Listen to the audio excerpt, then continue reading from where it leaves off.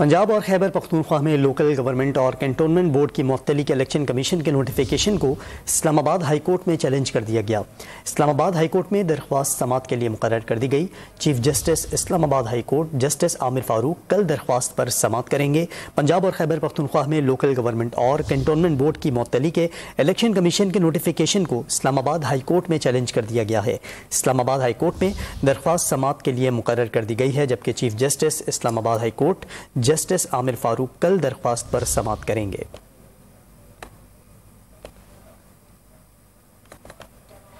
पंजाब और खैबर पख्तूनख्वा में local government और कैंटोनमेंट बोर्ड की मुअत्तली के इलेक्शन कमीशन के नोटिफिकेशन को इस्लामाबाद हाई कोर्ट में चैलेंज कर दिया गया। मजीद जानते हैं डॉन न्यूज़ के नुमाइंदे उमर बरनी से।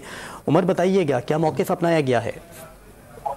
जी देखिए, पंजाब खैबर पख्तूनख्वा में सूबाई असम्बली के इंतखाबात के पेश नज़र लोकल गवर्नमेंट और कैंटोनमेंट बोर्ड की मुअत्तली इस्लामाबाद हाई कोर्ट में चैलेंज की गई है। Chief justice Islamabad high court justice Aamir Farooq कल इस दरख्वास्त पर समाअत करेंगे। दरख्वास्त में मौक़िफ़ अपनाया गया है कि इलेक्शन कमीशन ने अब तक पंजाब खैबर पख्तूनख्वा के सूबाई इंतखाबात का शेड्यूल जारी नहीं किया, ना ही अब तक दोनों सूबों में नई वोटर लिस्टें मुरतब करने का अमल शुरू किया गया है। इलेक्शन कमीशन ने एक नोटिफिकेशन के जरिए दोनों सूबों में लोकल गवर्नमेंट कैंटोनमेंट बोर्ड को मुअत्तल कर दिया है।